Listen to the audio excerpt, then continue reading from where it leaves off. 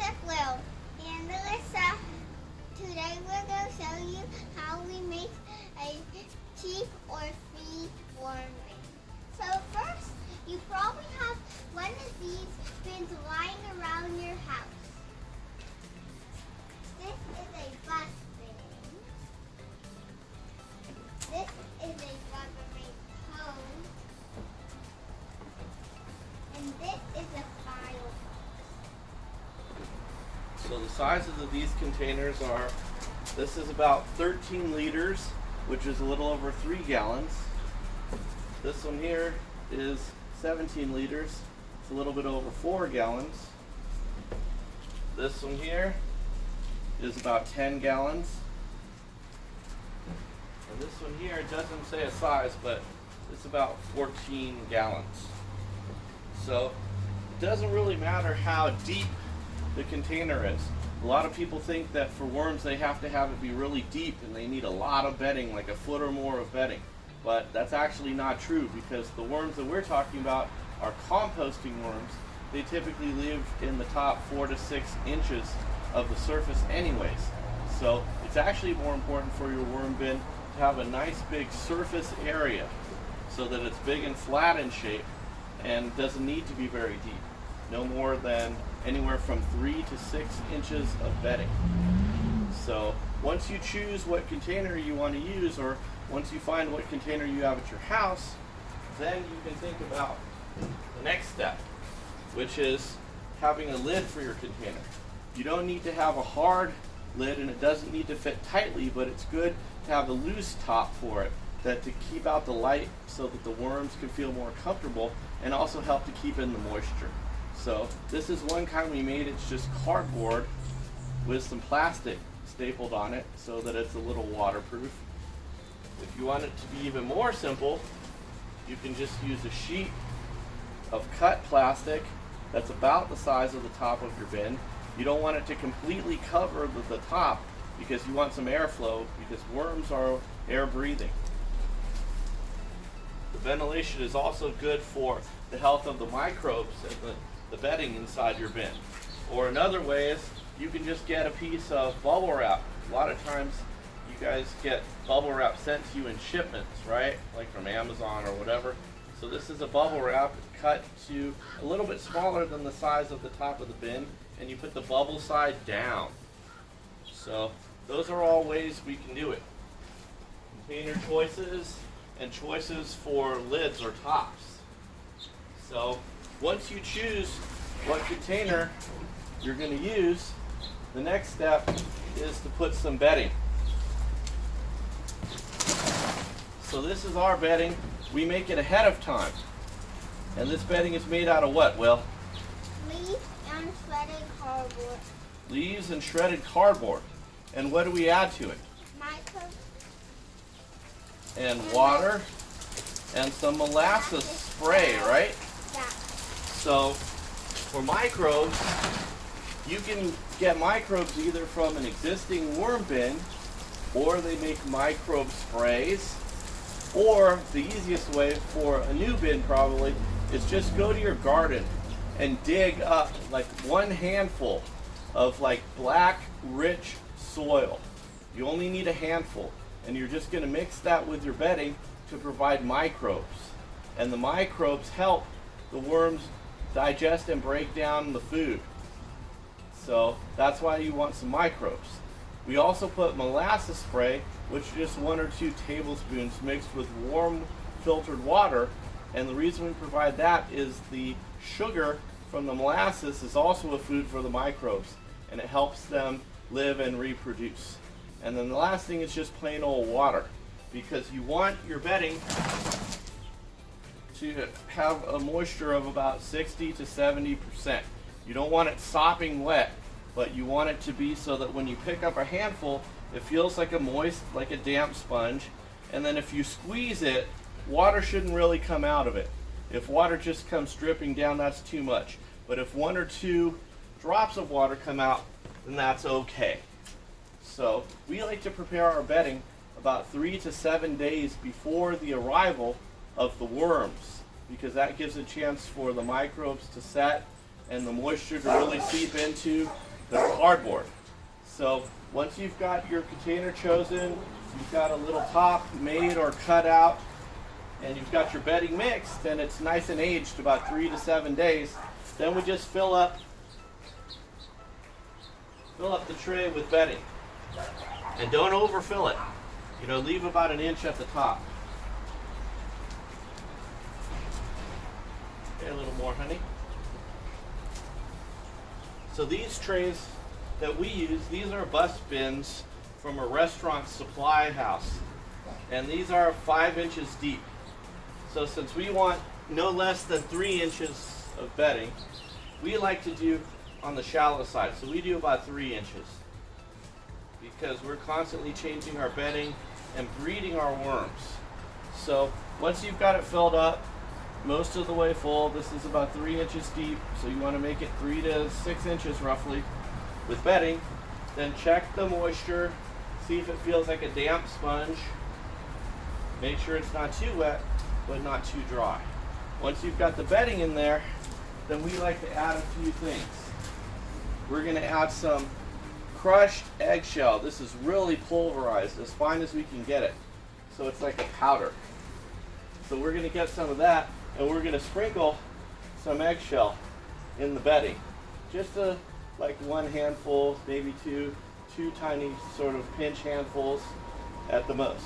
The reason we do that is because, number one, it provides grit, which stays in the worm's crop and gizzard and helps it digest food. And number two, it also provides calcium, which is good for worm reproduction, helping them build their cocoons.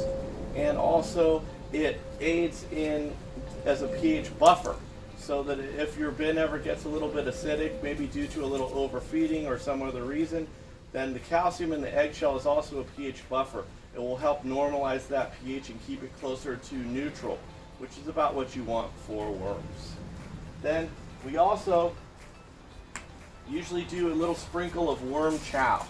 You don't have to do this, but we put a little bit of worm chow in just because we want the worms to have a tiny bit of food in there already breaking down when they arrive. But as you can see, it's just a light sprinkle.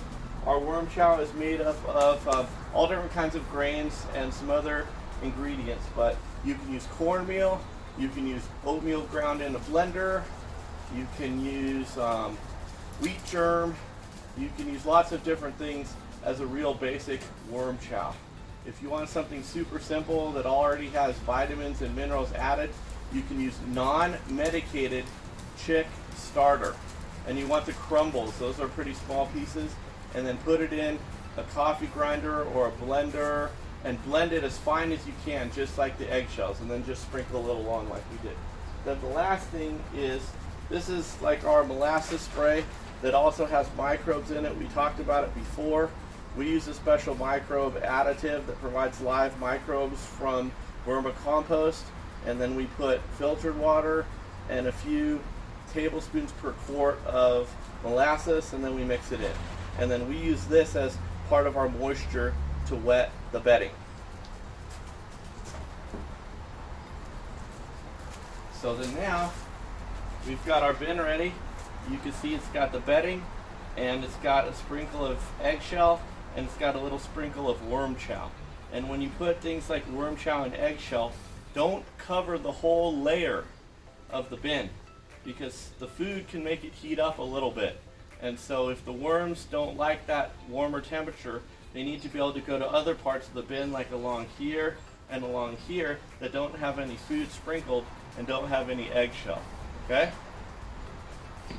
Once you put in your food too, if it's drying out your bin a little bit, you can just get a little water or molasses spray and just either spray it with like a Windex bottle or just quickly splash a little bit of moisture over the dry food, because the worms can't really eat it when it's dry. They eat it when it's starting to break down. So in order for that to happen well, it needs to be moist. So then the last step of the process is you're going to need some worms. And people think that worms are super expensive or they're hard to get, and they're really not. What you want is composting worms. So you want either red wigglers or European night crawlers for the most part. Some people also use Indian blue worms, or some people use African night crawlers, but those last two kinds of worms are a little bit more temperature sensitive, and they're a little bit more finicky with the food and the bedding. So your best choice is red wigglers for ease of caring, or if you want larger worms to play with or to use for fishing bait or just to look at, the European night crawlers are bigger and thicker. So how can you get red wigglers or European night crawlers for cheap or free? Good question. The first answer is there's a lot more people nowadays that are in the vermicomposting hobby than you think.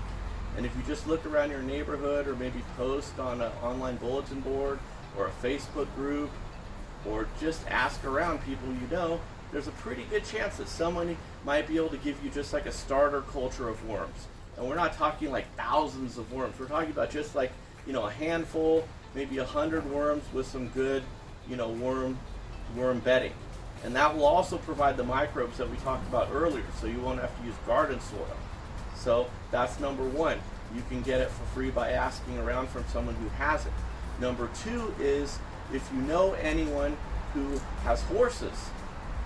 Horse manure often has a lot of red wigglers in it if it's been sitting on the ground for a day or two and the horses are not being treated with a medicated dewormer. Obviously, if they're taking medicine to kill worms, their manure, their poop won't have any worms in it. But if they're not taking dewormer and their poop is sat on the ground for a day or two, then usually the red wigglers that live in the area will have found that horse manure and made it home, because red wigglers love horse manure.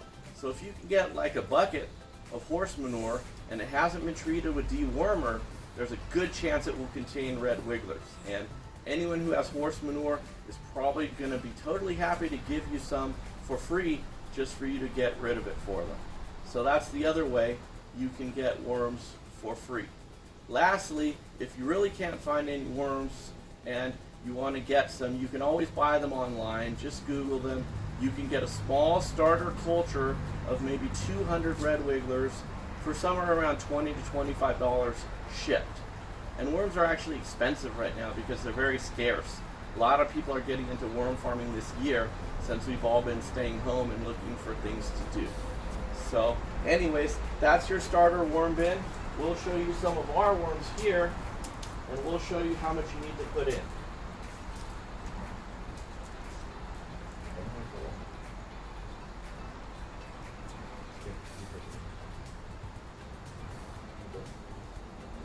Okay, show the camera.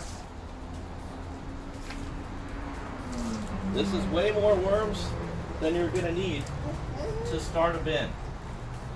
What the kids are showing you is over half a pound of worms. This is going to be over 500. Just put them in the top, kids.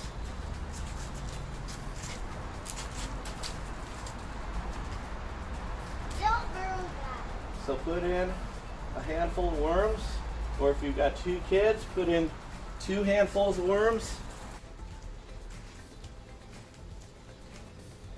So this is Will and Alyssa, and I'm Dad, and this is the cheap or free worm bin.